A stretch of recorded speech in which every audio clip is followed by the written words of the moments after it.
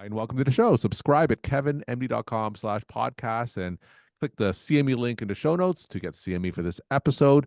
Today, we welcome Sylvie Stacy. She's a preventive medicine physician. Today's Kevin MD article is How to Escape the Rat Race in Your Medical Career. Sylvie, welcome to the show. Thank you for having me, Kevin. So let's start by briefly sharing your story and journey. All right. So my path in medicine has been somewhat unconventional from the time that I started medical school. Even as a first-year medical student, I pretty quickly realized that seeing and treating patients all day, every day, probably wasn't for me. And as I made my way through the different rotations and services in my training, it seemed like no matter what the specialty area was or what the disease area was, that environment wasn't where I thrived.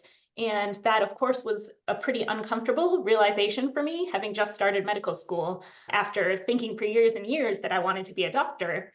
And most people's ideas of what a doctor does and where they work day in and day out suddenly didn't align with what I thought would make me happy.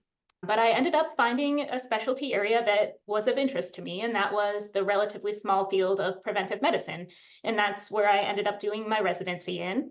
And what appealed to me about it wasn't just treating individuals with clinical preventive services, but also about creating a broader impact on the population and community that we're practicing in. So I really enjoyed that aspect of it. And that path led me to my first job out of residency that was in correctional medicine, which is healthcare in jails and prisons and other carceral settings. And that's actually been my main job for nearly a decade now, working in correctional facilities. I've done both clinical and non-clinical work. On the clinical side, direct patient care of incarcerated people, and then on the non-clinical side, more of the administrative aspects that come with providing those services, like utilization management and writing policies and procedures, and even some business development for the companies that I work for. And then alongside my primary job, I've also taken a few clinical moonlighting jobs and some non-clinical consulting type work and side gigs. And throughout all of this have come increasingly impressed by and passionate about all of the varied ways that we can use our medical degrees. There really is so much that you can do with a medical degree. There are healthcare and medical services needed in so many settings by so many different populations. So that has become a passion of mine, just learning more about that. And then that progressed to writing about it, speaking about it, and then more recently, writing a couple of books about career options for physicians. All right. Your Kevin MD article is titled How to Escape the Rat Race in Your Medical Career. And we're going to talk about more about these unconventional pathways. But for those who didn't get a chance to read your article, tell us what it's about. Yeah, so the experiences of my own that I just spoke about, coupled with a lot of interactions with peers and colleagues, opened my eyes to a few broader issues within our profession. And one that you and probably all of your listeners have heard and read quite a bit about in recent years is burnout of physicians. And I know there's been a number of articles on Kevin MD about burnout and what we can do about it. It's gotten a great deal of attention within the medical community and the broader community and in the popular media. And burnout is, of course, a very concerning issue. I feel like it's an important issue, but there's something else that I have come across a lot in my conversations with my colleagues and fellow physicians, and that is this concept of feeling like we're in a rat race in our careers. And I think that it's worth kind of distinguishing between what is burnout and what is feeling like you're in a rat race, because they really are two different things. So professional burnout is more of a psychological syndrome that emerges as after a really prolonged response to chronic stressors on the job, and it leads to depersonalization, a lack of empathy, cynicism toward both our patients and our colleagues, and just a reduced sense of personal accomplishment that can really wear away at you over time.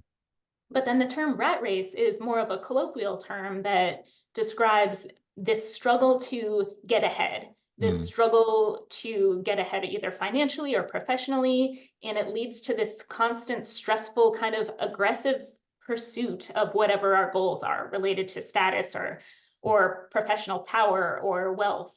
And that just leads us to feeling trapped in this sort of relentless cycle with little satisfaction or little light at the end of the tunnel. So I was surprised when I started writing about this topic of professional satisfaction, just how often I heard physicians use the term rat race, because I had heard about so much about burnout, but not so much about this mindset of feeling like we're on this constant cycle or struggle toward meeting our professional goals. And so this article that I wrote is about how we can avoid this mindset of feeling like we're in a rat race in our careers. So I talk about a few different ways that you can approach your career and your Mhm. professional work to try to avoid it, or to try to nip it in the bud if you think it's taking place. So some of those are making sure that you continuously are addressing what you feel is success to yourself. What feels like success now might not feel like success 5 years from now. So it's worth kind of redefining for yourself what you mean by success in your professional life. And then there's setting boundaries for yourself in your work and in your relationships. There's finding a supportive community, advocating for change. A lot of these are similar to ways that you would address symptoms of burnout as well. But then one that I talk more deeply about is combating the rat race mentality by considering an aspect of unconventionality to your career, Mhm. whether that is changing your job entirely and getting a new employment or partnership in a practice in a less conventional setting or with a less conventional patient population that you haven't worked with, or doing something on the side that's less conventional in nature. And by unconventional, I mean not your typical full-time employment at an academic or community hospital or a traditional private practice that does primary care, or a conventional specialty practice, Mhm. but something a little out of the ordinary. For me, it's been working in prisons and jails. It's been being the medical director of a methadone clinic. And with methadone being one of the most highly regulated drugs that is available for us to treat our patients. And that aspect of having to deal with all of the regulation with that discrete patient population of those who are struggling with addictions has been just a great mix of something new and different for me that keeps me passionate and interested in progressing my career, rather than feeling like I'm spinning my wheels Mhm. day in and day out. So I talk quite about these different types of unconventional aspects that you can put on your career, whether it's making a full transition or just adding something as a moonlighting opportunity or a side gig. So give us an example, scenario, or story of a physician that you feel is trapped in that rat race mentality. What exactly would that look like for those who may be outside of the medical field listening to this? Yeah, most of the situations that I've come across, they're physicians who have gone through the traditional path of going to medical school, pursuing one of the main specialties that we're exposed to in medical school, like surgery or internal medicine or family medicine, and then right out of residency, getting a full-time job, either employed through a healthcare system or as a partner in a practice in which they're seeing a full panel of patients day in and day out, and they're dealing with some of the common stressors that physicians have in medicine, like denials from insurance companies Mhm. and maybe technology issues with their EHR, and sometimes in the larger organizations dealing with the bureaucracy and administration who maybe does not have a medical background. So they're in these positions where there are high expectations to see a lot of patients very quickly, and also follow the rules of the organization, and maybe do so without all of the resources and without all of the support staff that they would hope to have. That tends to be a typical scenario of someone who ends up feeling like they're in the rat race mindset.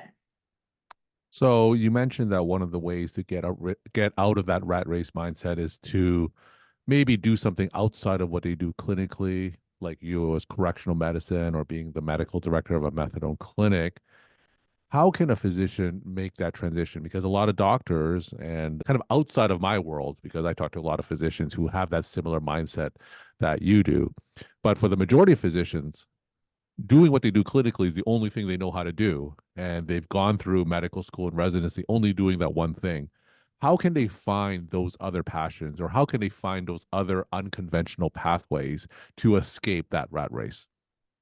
Yeah, I think that's one of the main things that keeps physicians in their current position and leads them toward having symptoms of burnout is that they don't realize that they are fully equipped to do so much Mm, else with their medical degree and with their skill set and with their experience. I think we have the tendency to feel like what we've always been doing is the only thing that we're prepared to do moving forward. And many physicians, even though they may be interested in a change of job, or they may be interested in earning some supplemental income on the side, they feel like, well, I don't have the skills to do that. I don't have the skills to, say, transition to working in the pharmaceutical industry, or I don't have any experience doing utilization mhm. management, so I could never get a job doing chart reviews. But I think all of that really is a misconception. I think in general, physicians have a way broader skill set than we are willing to admit to.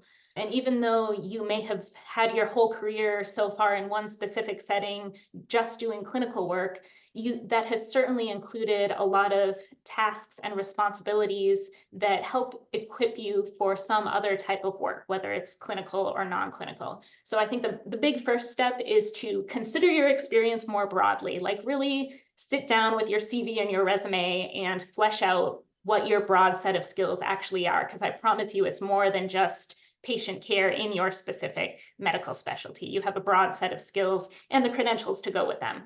And then once you have acknowledged that, I think the second most important step is to really get out there and explore what the different opportunities are. Another thing that holds back physicians from doing something unconventional with their career is just general lack of awareness of Mhm. the different jobs that are available and organizations that are hiring physicians and the type of compensation that you can expect from those. So really just exploring your options, looking at job descriptions, talking to colleagues that work in unconventional settings and hearing about their experience, all that can be really helpful. And that was a lot of my motivation for writing my recent book, which is all about unconventional clinical career options for physicians. I wanted to have more of a one-stop shop where physicians can see kind of an apples to apples comparison of all of these different routes that we can take our careers. So you work in correctional medicine and you're the medical director, as you said, as a methadone clinic.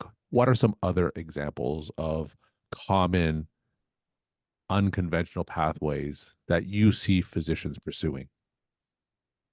Yeah, so Methadone Clinic is just one example of an organization that is required to have a medical director. So, with others being a hospice agency or a long-term care facility, a plasma donation center, certain types of therapy and counseling organizations need to have a medical director. So, there are a lot of these opportunities for very part-time work in which you're overseeing the the services and clinical work of a team of clinicians and or non-clinicians.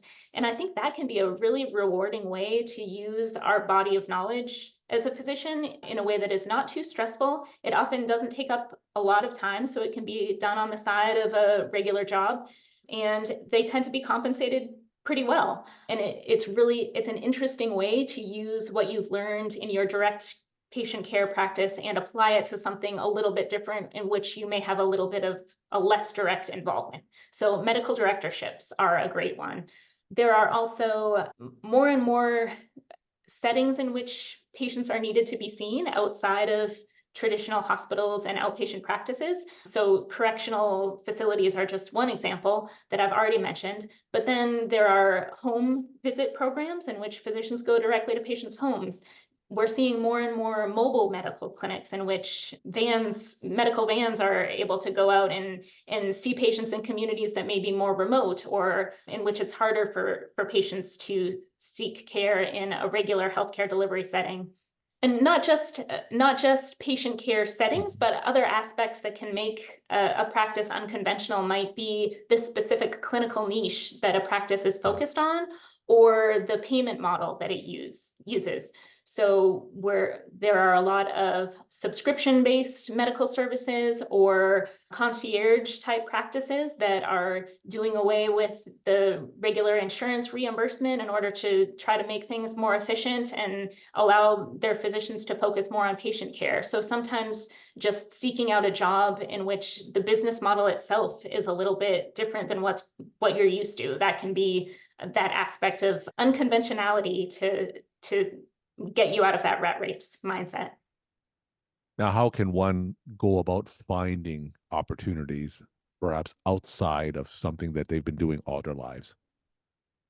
So as I said, first, learning about what the different opportunities are is key, because then you can sort of match up those with what might be a good fit for your own personality and your own career goals. And then once you've done that, I think the two biggest ways are networking and publicly posted jobs. Mhm. In the past, I feel like physicians were always taught networking is the only way you're going to find a good job. Network, network, network. And although that is still really important, there are so many jobs that are publicly listed on the internet, on job boards these days, that Mhm. even just perusing those, you're likely to come across something that is of interest to you. So I think LinkedIn is a great resource, both for networking and for looking for job postings.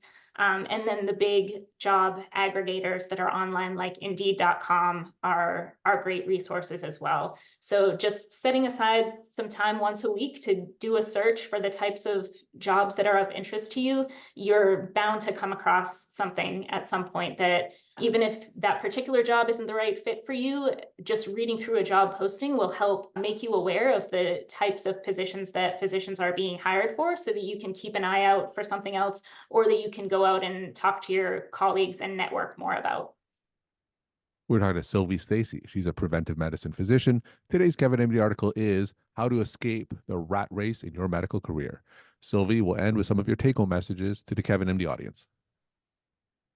So I guess I'd first like to acknowledge that being a doctor is inherently stressful, and the demands of patient care, combined with all of the administrative and bureaucratic and other challenges that come with it, they can make our profession really taxing.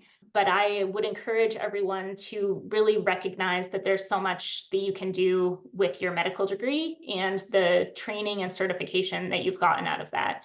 So don't feel locked in Mhm. to having a traditional path without realizing the full breadth of opportunities that can really align with what your interests and your aspirations are. So I want to encourage everyone who's listening to step beyond whatever you've been taught the traditional boundaries of a path in medicine are, and find other ways to use your degree to pique your interest and learn about how you can help patients either indirectly or directly with all of your credentials. Sylvie, thank you so much for coming on the show and sharing your perspective and insight. Thank you for having me.